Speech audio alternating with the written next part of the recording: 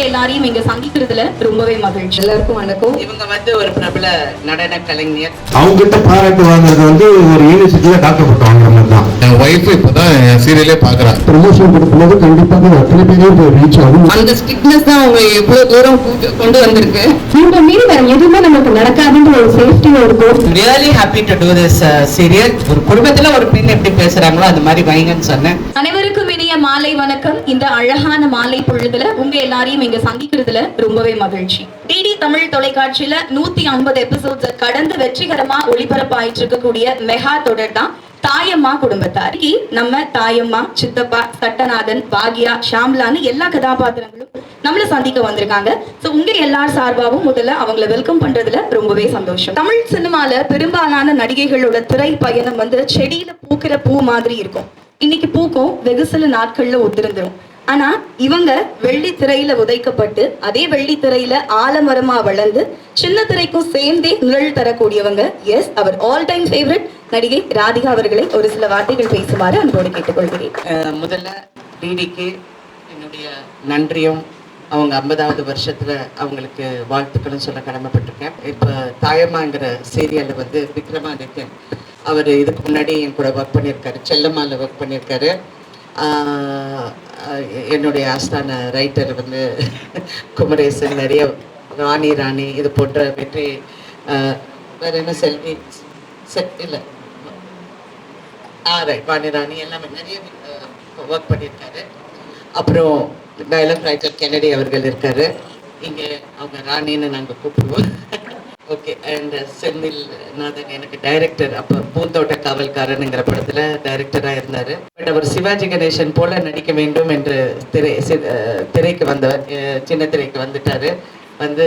எங்கள் கம்பெனியில் நிறைய ஒர்க் பண்ணியிருக்காங்க. இப்போ இங்கே இருக்கிறவங்க எல்லாம் இளம் நடிகர்கள். Please you all have to introduce your self. சொல்லுங்கள். என் பேர் விட்டல். நான் இந்த தாயம்மா குடும்பத்தில் மேமோட செகண்ட் சன்னா பண்ணுறேன்.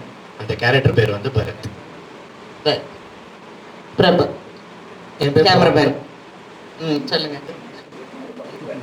இந்த ப்ராஜெக்டோட டிஓபி ஒர்க் பண்ணுறேன். தேங்க்யூ. நான் தாய்மா குடும்பத்தார்ல கௌரி, அம்மாவோட கடைக்குட்டி, கடைசி பொண்ணா நடிக்கிறேன். And my name is பிரஹர்ஷிதா. எல்லாருக்கும் வணக்கம். இவங்க ஒரு பிரபல நடன கலைஞர். இன்னும் செட்டுக்குள்ள டைலாக்கே நடனம் ஆடிக்கிட்டு தான் பேசுவாங்க. என் பேர் ரேகா. தாய்மா குடும்பத்தாரில் நான் பாக்யம் கேரக்டர் பண்ணுறேன். அதுக்கு நான் பாக்யம் பண்ணியிருக்கேன். உண்மையாகவே இந்த மேடையில் தாய்மா குடும்பத்தார் சீரியல் பேர் மாதிரி இல்லை சார். நாங்கள் ஒரு குடும்பம் மாதிரி தான். எல்லாருமே நைட் வீட்டுக்கு போகிற வரைக்கும் டைரக்டர் சார்லேருந்து எல்லாம் எங்கள் டீம் கேமராமேன்லேருந்து எங்கள் கூட பொண்ணாக நடிக்கிற ஹஸ்பண்டாக நடிக்கிறவங்கிட்ட வரைக்கும் நாங்கள் எல்லாம் ஒரு குடும்பம் மாதிரி தான் நாங்கள் ட்ராவல் பண்ணிட்டு இருக்கோம். தாயம்மா குடும்பத்தாரில் ஒரு சட்டநாதன் அப்படிங்கிற ஒரு கேரக்டர் நான் பண்ணிக்கிட்டு இருக்கேன். அது இதுவரைக்கும் நான் பண்ணாத ஒரு கேரக்டர். நான் நிறைய ஆல்மோஸ்ட் மோர் தென் 200 சீரியல்ஸ் நான் பண்ணியிருந்தாலும் இந்த மாதிரி ஒரு character this is the first time நான் பண்ணுறேன்.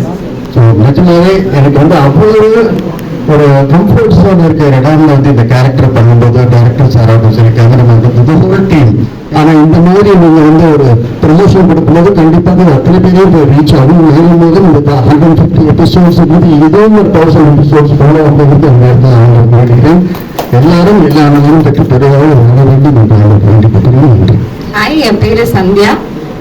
தாயம்மா குடும்பத்தாரில் பாக்யா, சட்டநாதன் அவங்களோட டாக்டரா பண்றேன். தேங்க்யூ. எல்லாருக்கும் வணக்கம். என்னுடைய பேர் அர்ஜுன். தாயம்மாவோட முதல் சன்னா பண்றேன் ராம். அனைவருக்கும் வணக்கம். என் பேர் வினோத்குமார். தாயம்மா குடும்பத்தாரில் ராணி அம்மாவோட சன்னா பண்றேன், வில்லனா பண்றேன். தேங்க்யூ. இந்த இதில் இந்த தாயம்மா சீரியலில் நான் இப்போ தான் வந்தேன். பிகினிங்லலாம் இல்லை, இப்போ தான் வந்தேன். 7 மலைன்னு ஒரு கேரக்டர். ஒய்ஃப் என்ன சொல்கிறாங்களோ அதை கேட்டு நடக்கிற மாதிரி ஒரு பவியமான ஒரு புருஷன். ஆனால் இன்னும் நிறைய உச்சத்தை, நிறைய சாதனையை செய்வாங்க. அவங்களுக்கு அதுக்கான எல்லா திறமையும் இருக்கு. அவங்க ஒரு விஷயம்தான் தெரியும் அப்படின்னு சொல்ல முடியாது. அவங்க சினிமாவில் ஒரு பல்கலைக்கழகம் சொல்லலாம். பேர் மட்டும் அப்புறம் இன்னொன்று என்னன்னா, போல்டான ஒரு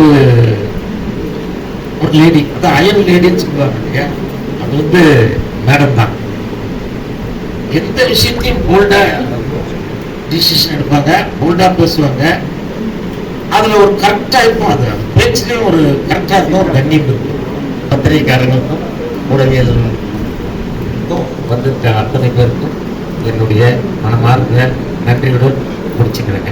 மேடம் பத்தி நான் தனியா சொல்ல தேவையில்ல, உங்களை விட எனக்கு அதிகமா தெரியாது கூட. 22 இயர்ஸா இந்த ரெடான்ல நான் ஒர்க் பண்ணிட்டு இருக்கேன். அதை நான் பெருமையாவே சொல்லிக்கிறேன். மேடம் எனக்கு தெலுங்கு ப்ராஜெக்ட்ஸ் கொடுத்தாங்க, தமிழ் ப்ராஜெக்ட்ஸ் கொடுத்தாங்க. ஆஸ் எ பிகினரா வந்தப்பவும் அவங்க என்னை இன்வைட் பண்ணாங்க. ஆனா இன்னைக்கு ஸ்பெசிஃபிக்கா சொல்லணும்னா மேடம்க்கு அகெயின்ஸ்டா அவங்க நாத்தனாரா நான் பண்ணிட்டு இருக்கேன். ஆக்சுவலா இந்த ரோல் நம்மளுக்கு எல்லா விதமான கம்ஃபர்ட்ஸும் அவங்க கொடுப்பாங்க. அதே மாதிரி ஸ்ட்ரிக்டாகவும் இருந்துப்பாங்க. அந்த ஸ்ட்ரிக்ட்னஸ் தான் அவங்க எவ்வளோ தூரம் கொண்டு வந்திருக்கு. அவங்கள ஃபாலோ பண்ணி நானும் அப்படியே போகணும்னு நினைக்கிறேன். Thank you madam, thank you so much giving this opportunity. என்னோட நேம் சுயமுகனி. நான் அசிஸ்டன்ட் டைரக்டராக ஒர்க் பண்ணுறேன் தாயம்மா குடும்பத்தார் சீரியலில் DD Doordarshan. Really I am so happy to work with ma'am. ஒரு வேர்ட்ஸில் சொல்லணும்னா இது மட்டும்தான். Thank you thank you thank you. அனைவருக்கும் வணக்கம். என் பேர் விக்ரமாதித்யன், இந்த சீரியலோட இயக்குனர். என்னை செலக்ட் பண்ணது மேடம். மேடத்தை பார்த்தது வந்து 13 வயசுல 8வது படிக்கும்போது பார்த்துருக்கேன்.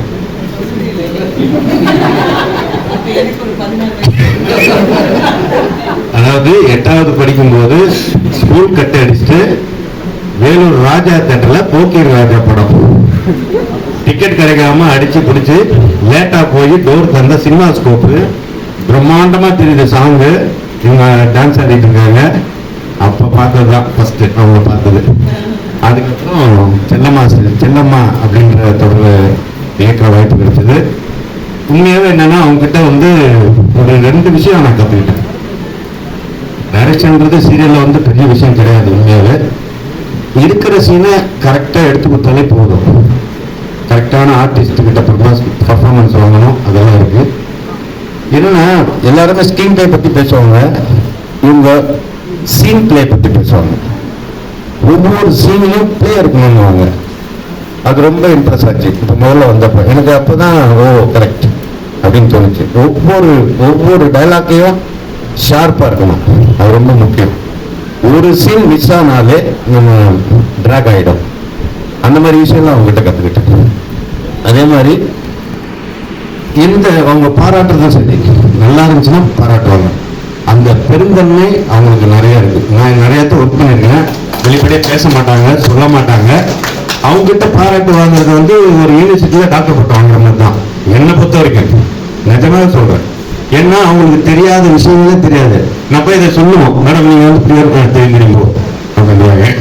ஏன்னா எந்த விஷயத்த சொன்னாலும் ஓகே. அப்போ நமக்கு வேலை செய்யறது ரொம்ப ஈஸியா இருக்கும். ஒரு டைலாக் ஒரு வாட்டி பச்சு காட்டு வந்தாலே போதும். ஒரே டேக் தான், 10 நிமிஷம் போகுது, 10 நிமிஷம் போகும். அசால்ட்டா நடிச்சுட்டு போயிட்டே இருப்பாங்க. அது மிகப்பெரிய இந்த மாதிரி திறமைசாலி. அதாவது அதான் பொம்பளை சிவாஜி, அப்புறம் லேடி சூப்பர் ஸ்டார் எல்லாமே பட்டம் அவங்களுக்கு தான் கொடுத்துருக்காங்க. முதல்ல ஆல்ரெடி கொடுத்துருந்தாங்க, இப்போ அது கண்டினியூ ஆகுது. இந்த மாதிரி ஒரு ஸ்டாரை வந்து வச்சு இயக்குறதுல எனக்கு ரொம்ப பெருமையா இருக்கு. எனக்கு வந்து கூட சப்போர்ட் பண்ற நம்ம writer Kumaresan sir, dialogue writer Kannadi sir, cameraman Prabhakar, நம்ம அசிஸ்டன்ட் டைரக்டர்ஸ், அப்புறம் இளவரசர் சார் எல்லாருமே இருக்காங்க. இதுக்கு முன்னாடி வந்து ஒர்க் பண்ணவங்க சுபா, அப்புறம் சுகுமாரன், இவங்க எல்லாமே இருக்காங்க. இதுல ரொம்ப ரொம்ப ரொம்ப இன்வால்மெண்டோட எல்லா ஒர்க்கையும் பண்றாங்க. மிக்க நன்றி. ஹேரண்டிக்கு நன்றி, மேடத்துக்கு நன்றி. அனைவருக்கும் வணக்கம். என் பேர் பாபா கென்னடி, வசனம் எழுதுறதுக்கு. மேடம் வந்து சித்து சீரியல் பண்ணும்போது நான் 3 டைம்ல அம்மா சீரியல் பண்ணேன். இது 2000. அவங்களுக்கு வசனம் எழுதுற பாக்கியம் வந்து 24 வருஷம் கழிச்சு எனக்கு கிடைச்சிருக்கு. முதல்ல குமரேசன் சார் வந்து தாயம்மா கதையை சொல்லும் போது அவருக்கு அஸ்டண்டாக தான் ஆரம்பிச்சோம் ஸ்கிரீன் பிளேல. ரொம்ப பிரம்மாண்டமா இருக்கு சார், இந்த கதை சூப்பரா இருக்கு சார் அப்படின்னு சொல்லிட்டு அவருக்கு அஸ்டண்டா ஒர்க் பண்ணேன். ஒரு 2 ஷெட்யூல் கிடைச்சு நீயே டைலாக் எழுது அப்படின்னு சொன்னாரு. இந்த வேலை அவர் தான் கொடுத்தாரு. இப்போ டைலாக் எழுத ஆரம்பிக்கும் போது மேடம் வந்து ஒரு நாள் ஷூட்டிங் ஸ்பாட்ல பார்க்கணும்னு கூப்பிடுறாங்க. போய் பார்த்தேன். அவங்க ஒன்னே ஒன்று தான் சொன்னாங்க, அப்போ 30 எபிசோடு டெலிகாஸ்ட் ஆகிட்டு இருக்கு, டைலாக்கா எழுதாதீங்க, எதிர்க்க ஒருத்தரை உட்கார வச்சுக்கிட்டு அவர்கிட்ட பேசுற மாதிரி எழுதுங்கன்னு சொன்னாங்க. இது வரைக்கும் 24 வருஷத்துல எனக்கு யாரும் அந்த மாதிரி சொன்னதே கிடையாது.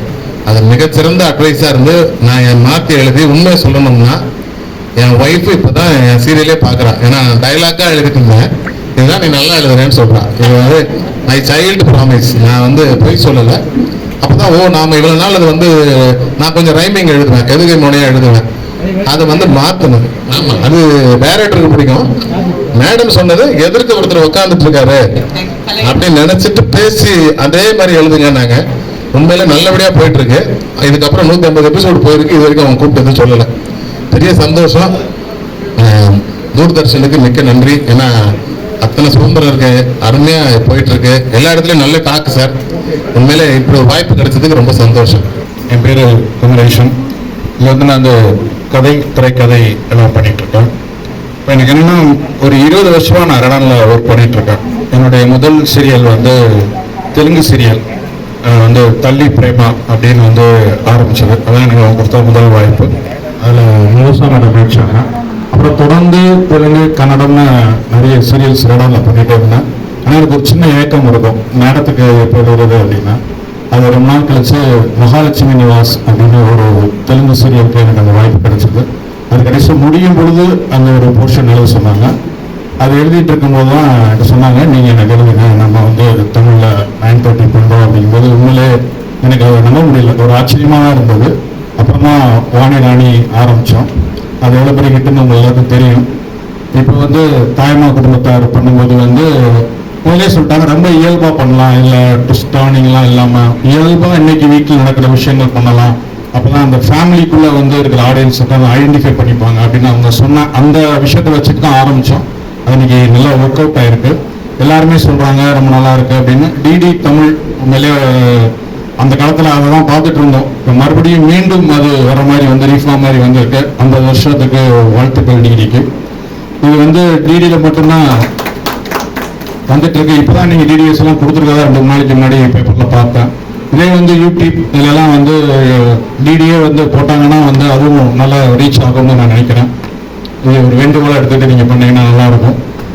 எனவே இந்த வாய்ப்பளித்த டிடிக்கும் வந்திருக்க பத்திரிகையாளருக்கும் ஊடகத்துக்கும் ரொம்ப நன்றி. முக்கியமாக மேடத்துக்கு நான் வெளியே நன்றி சொல்லிட்டு தான் இருக்கேன். உங்களுக்கு முன்னாடியும் மிகப்பெரிய தேங்க்ஸ். ஸோ தாயம்மாவோட மகள் ஷாம்லா இப்போ வந்து இணைஞ்சிருக்காங்க. ஸோ அவங்களுக்கு உலகமே வந்து தாயம்மா தான். யாராவது அழுதாங்கன்னா கையில் இருக்க வளையல் கழுத்தில் இருக்க செயின் எல்லாம் கழட்டி கொடுத்துருவீங்க. ஸோ நீங்க சொல்லுங்க இந்த சீரியலோட எக்ஸ்பீரியன்ஸ் பத்தி ப்ளீஸ். ரடன் வந்து எனக்கு வந்து செகண்ட் ஹோம்ஸ் ஹவுஸ்ன்னு தான் நான் சொல்லுவேன். Because I started my career with Radaan. என்னோட ஃபர்ஸ்ட் சீரியல் வந்து அரசி. அதுல வந்து மேம்க்கு டாக்டரா பண்ணியிருப்பேன். ஐ திங்க் இட்ஸ் 2009 நினைக்கிறேன்.